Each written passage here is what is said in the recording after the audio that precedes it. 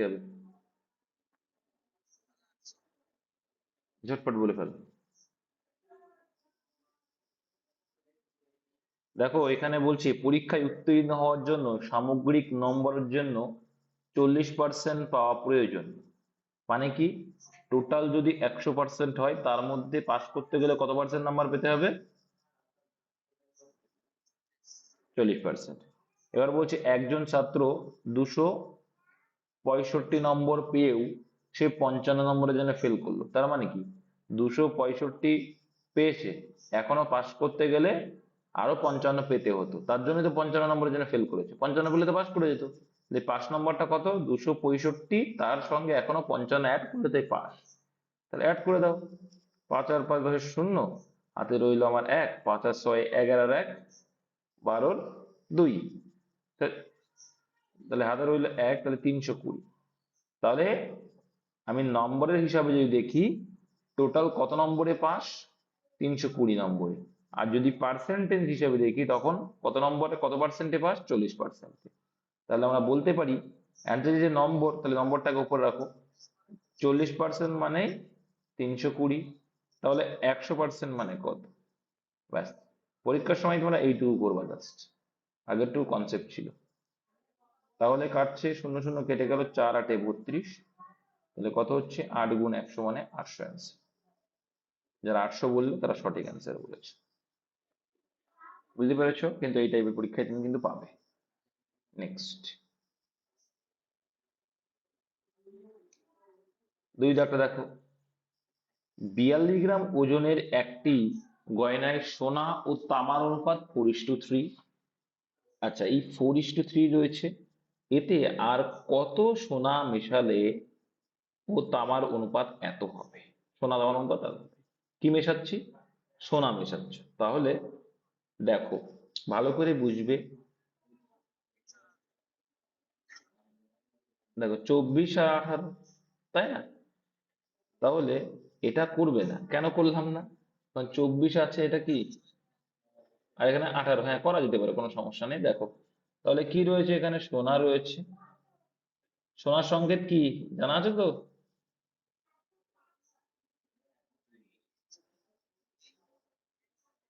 AU, ঠিক আছে। এবার দেখো সোনা, সোনা ইস্টু তামার অনুপাত ছিল কত? 4:3। তো এখান থেকে বুঝে যাচ্ছি 4:3 মানে টোটাল কত হচ্ছে? 7। টোটাল কত? 7। আর এই 7 মানেই কত গ্রামের মধ্যে বলছে? 42 গ্রাম। কত গুণ বেশি? 6 গুণ বেশি। তাহলে এই 4-এর জায়গায় কি লিখবো? সোনা 4 6 24 গুণ, মানে 24। আর এখানে 3 6 18। এবার দেখো দাদা, আমি মেশাচ্ছি কিন্তু সোনা, তাহলে সোনার অনুপাতটা চেঞ্জ হতে পারে, কিন্তু এই যে 3 অনুপাত রয়েছে, তামা তো চেঞ্জ হয়নি। তাই তামা আগেও যা ছিল এখনো তাই। যেটা মেশাচ্ছি সেটা তো এক থাকবে না, এটা আলাদা হয়ে গেল। কিন্তু তামা আগেও যা ছিল এখনো তাই করতে গেলে কত গুণ করতে হচ্ছে? 6। তাহলে একে যখন 6 গুণ করতে হয়েছে, এটা তো আর মামাবাড়িতে আসেনি, একসঙ্গে এসছে, তাহলে একেও 6 গুণ করতে হবে। তাহলে এটা যখন করলাম এটা 18 হয়ে গেল, এটা যখন করলাম 30 হয়ে গেল। এবার বলছে কতটুকু সোনা মেশাতে, তাহলে আগে 24 ছিল, এখানে আগে 18 ছিল, এখন 18 হয়ে গেল, তাহলে মিলে গেল। আর এখানে 24 ছিল, এখন হচ্ছে কত? 30। তাই কতটুকু অ্যাড করলে তুমি? অ্যাড করলে দেখো 6 ইউনিট অ্যাড হলো। তাহলে অ্যান্সার হয়ে গেল অপশন এ, 6 গ্রাম। ঠিক আছে। নেক্সট, আগের দিন এই টাইপগুলো করিয়েছি, এই টাইপ পরীক্ষায় খুব আসে। এটা তো একটা পাবেই পাবে, খুব সোজা অঙ্ক।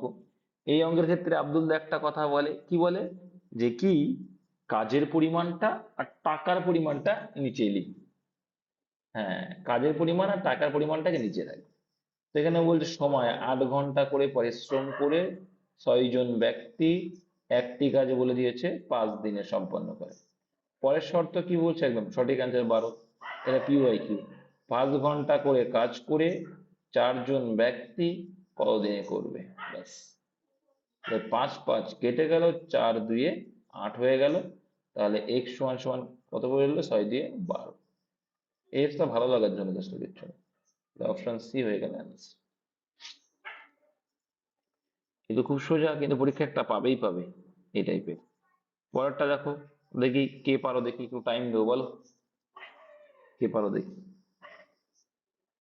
না একটু টাইম দিচ্ছি, করো দেখি।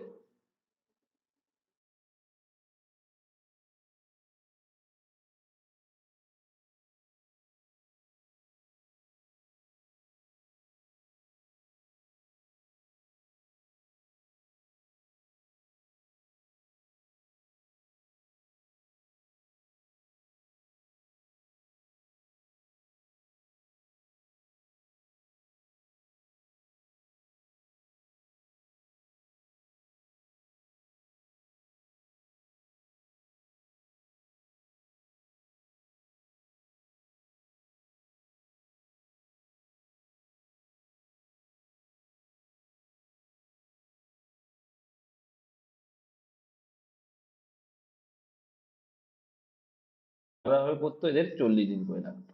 এটা বুঝতে পেরেছো? এটা বুঝতে পারলে অঙ্ক শেষ হয়ে গেছে। তাহলে এদের এলসিএম করলে কত হচ্ছে? 40। এটা করলে কত? 2, 1 আর 1, 2, 1 আর 1। ঠিক আছে, এইবার দেখো 40 না 50% অ্যান্সার। দেখো, এবার বলেছে যদি তারা সকলে একসাথে 5 দিন করে। আচ্ছা, 5 দিন করলে এ 2 ইউনিট করছে, এ 1 ইউনিট করছে, এ 1 ইউনিট, টোটাল কত ইউনিট তারা একসঙ্গে কাজ করলে? কত ইউনিট হচ্ছে? 4 হচ্ছে। 4, এক এক দিনে 4, কিন্তু করেছে 5 দিন।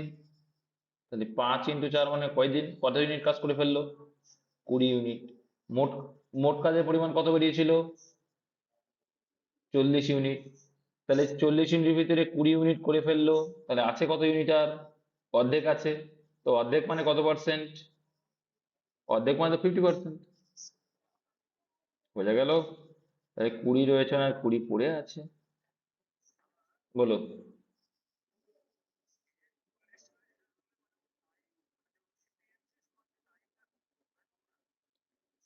কোনটা?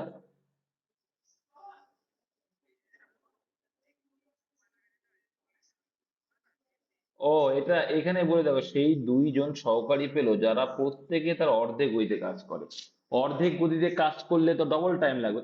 তুমি এখানে বলছে এ, এর কাজের অর্ধেক গতিতে কাজ করছে, এর অর্ধেক গতিতে করা মানে কি, তোমার দিন সংখ্যা তখন বেড়ে যাবে। তুমি যদি কাজ স্লো করো তোমার হ্যাঁ হ্যাঁ হ্যাঁ, এফিসিয়েন্সি থেকে টাইমিং করছি। এবার তুমি এবার এবার তুমি আরেকটা সিস্টেমে করতে পারো। একটা সিস্টেম কি করা যেতে পারে? এ, বি আর সি। এ যদি 1 ইউনিট ধরে নাও তুমি, এর এফিসিয়েন্সি 1, 1 যদি হয়, এরা যদি অর্ধেক করে করে তাহলে কত হবে? এদের অর্ধেক হয়ে যাবে। তাহলে 3 জনের টোটাল এফিসিয়েন্সি কত হয়ে যাবে? এবার দেখো, তাহলে এ যদি 20 দিন লাগায় তাহলে কাজটা করতে কদিন লাগবে? 20 কে 20 দিন। তাহলে টোটাল কাজের পরিমাণ 20 দিন, 20 ইউনিট করে ফেললাম এখানে। এটাও করা যায় যে কি, এর কাজ কত 1 যদি হয়, 20 কে 20 ইউনিট মোট কাজ, এটা মোট কাজ। এবার দেখো এই টোটাল কাজের পরিমাণ কত করে করছে এক এক দিনে, এ হাফ এ হাফ, তাহলে কত হলো 1, আর এখানে 1, 2, একসঙ্গে 2 করে করে, কিন্তু করেছে কয়দিন? 5 দিন। তাহলে 5 × 2 করলে কত হবে? 10। তাহলে 20 থেকে যদি 10 করে ফেলে তাহলে কতবার টুক করলো? হাফ করলো, হাফ মানে 50%। এটাও হবে। যেটা ইচ্ছা। তুমি এফিসিয়েন্সিও দেখিয়ে দিলাম, টাইমটাকেও দেখিয়ে দিলাম, সবই বুঝিয়ে দিলাম। এবার কোনটা বুঝবে সেটা তোমার কর্তব্য, কিন্তু দুটো বোঝাই ভালো, কারণ কনসেপ্ট তো, কনসেপ্ট বুঝে নেবা।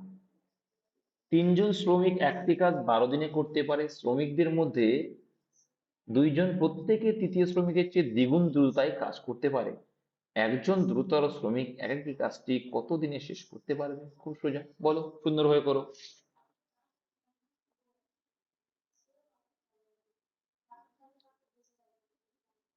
দেখো, 3 জন শ্রমিক কিন্তু 12 দিন লাগিয়ে দিচ্ছে, ভালো করে বুঝবে। এবার দেখো, এও সোজা। ফার্স্ট আমি প্রথমে এফিসিয়েন্সি দিয়ে করছি, হ্যাঁ, তারপর সময় দিয়ে করা যাবে। সেকেন্ড, থার্ড, এফিসিয়েন্সি দিয়ে করো। দেখো কি বলছে, শ্রমিকদের মধ্যে 2 জন প্রত্যেকে তৃতীয় শ্রমিকের চেয়ে দ্বিগুণ। তাহলে তৃতীয় শ্রমিক মনে করো কতটুকু কাজ করছে? 1 ইউনিট করে কাজ করে। এবার তৃতীয় শ্রমিকের চেয়ে দ্বিগুণ যদি করে, তার মানে সেকেন্ডটাও 2, এটাও 2 ইউনিট করে করছে। এটুকু কারো সমস্যা আছে?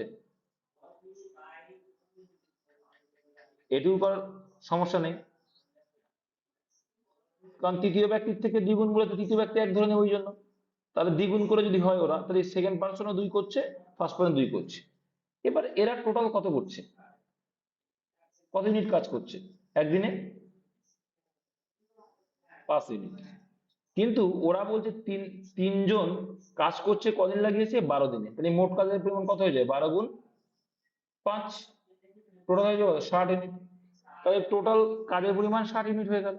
এখন যে একজন দ্রুততর শ্রমিক, একজন মানে যে কোনো একজন, ধরে নাও এটা বা এটা যে কোনো একটা, 2 দিয়ে ভাগ করে দাও, অ্যান্সার কত আসছে? 30 দিন লাগবে। Option A. বুঝতে পেরেছো? খুব সুন্দর এগুলো, তাই না? এবার যদি মনে করো না দাদা আমি তো ওইভাবে করব না, তখন আবার তোমার এফিসিয়েন্সি না দিয়ে তোমার আবার কাজ দিয়ে করতে হবে। ওটা না করে এফিসিয়েন্সি দিয়ে করবা, এটা এফিসিয়েন্সি দিয়েই করতে হবে। আগেরটা দিন ছিল, দিন সংখ্যা পাওয়া যাচ্ছিল তাই। এবার দেখো কি বলছি। একটি তাপযন্ত্র প্রতি সেকেন্ডে এত মিটার কাপড় বোনে, 25 মিটার কাপড় বুনতে, এটা আগে আমি করেছিলাম। তাও তো তাপযন্ত্রটি কত সময় লাগবে, তাহলে যত মিটার আছে একটা দিয়ে ভাগ করলে পেয়ে যাবা।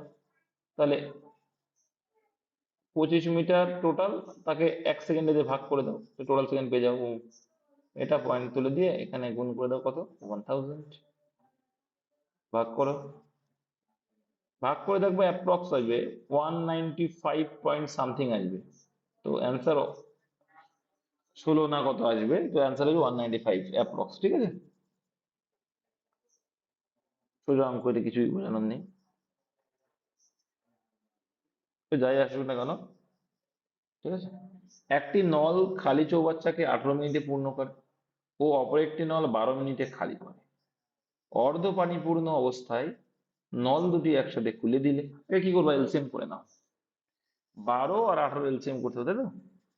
কি বলে দেখো, একটি নল খালি চৌবাচ্চাকে 18 মিনিটে পূর্ণ করে আর অপর একটি নল 12 মিনিটে সেটাকে খালি করে দিচ্ছে, ঠিক। তাহলে এদের এলসিএম করলে 36 হচ্ছে। 18 দিয়ে কত হচ্ছে, 36।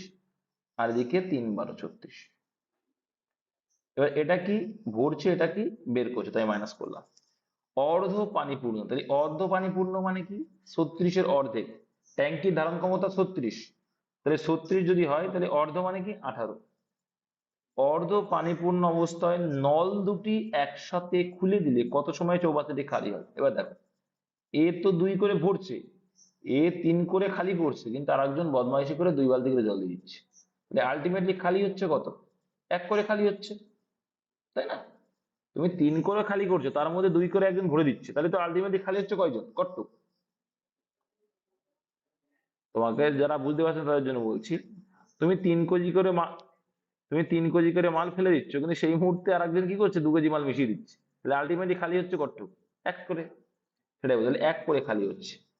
তাহলে আর হাফ মানে 18, তাহলে 1 দিয়ে ভাগ করে দাও, কত হবে, 18 × 18। যারা 18 অ্যান্সার বলেছে সঠিক বলেছিল।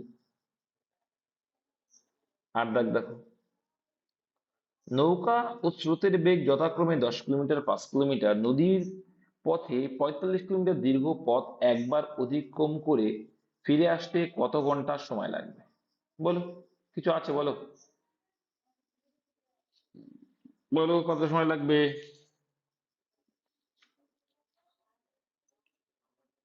9 ঘন্টা বলছে, কেউ বলছে 12 ঘন্টা। আচ্ছা দেখে নিই তাহলে। দেখো, তাহলে অনুকূল আর প্রতিকূল দুটোই লাগবে। অনুকূলের বেগের সূত্র কি জানি আমরা, নৌকার বেগ প্লাস স্রোতের বেগ। তাহলে কত, 10 আর 5 15 হয়ে যাবে অনুকূলে। আচ্ছা 15 যদি অনুকূলে হয়, তাহলে একবার যাচ্ছে 45 কিলোমিটার, 3 × 15 = 45, তাহলে প্রথম সময় লাগলে কত, 3 ঘন্টা লাগলো। এবার ফিরবেও তো সে 45 কিলোমিটারই। এবার দেখো, তাহলে এবার অনুকূল প্রতিকূলের সূত্র কি জানি, নৌকা মাইনাস স্রোত, নৌকা মাইনাস স্রোত করলে কত হবে,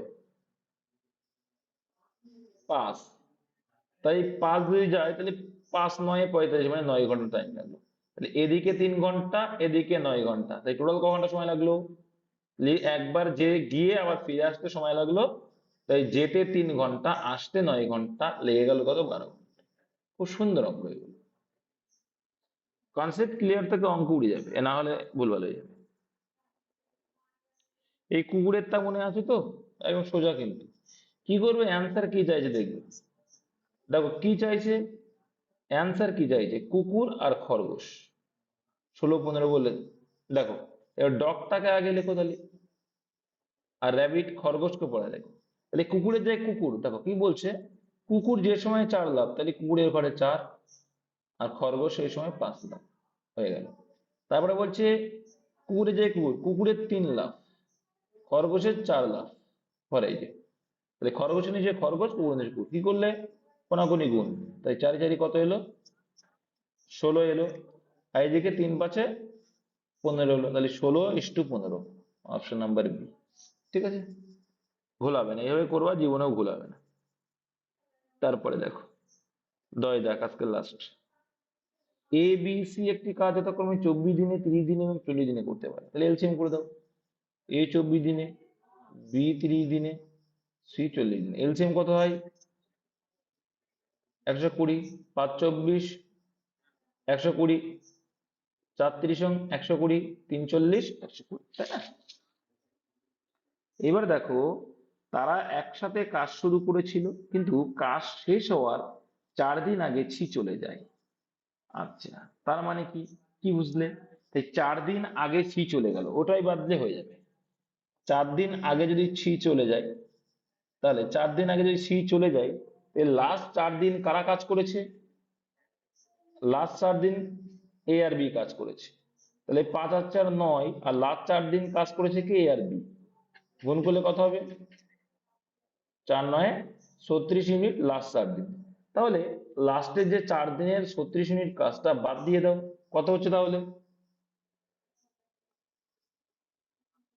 84। দেখো, তাহলে বোঝো, ভালো করে বোঝো, যে 84 ইউনিট কাজ যেটা পেলে বিয়োগ করে, 36 ইউনিট কাজ যেটা এ বি লাস্টের 4 দিন, যখন বি ওদের সাথে ছিল না, তখন এইটুক করেছে। কিন্তু এই যে 84 ইউনিট কাজটা পড়ে আছে, এটা পর্যন্ত কিন্তু 84 ইউনিট কাজ পর্যন্ত সি ওদের সঙ্গে ছিল, তখন এবিসি একসঙ্গে করেছিল।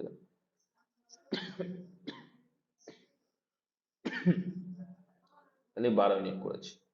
তাহলে 84 কে 12 দিয়ে ভাগ করে দাও, 7 12। কত?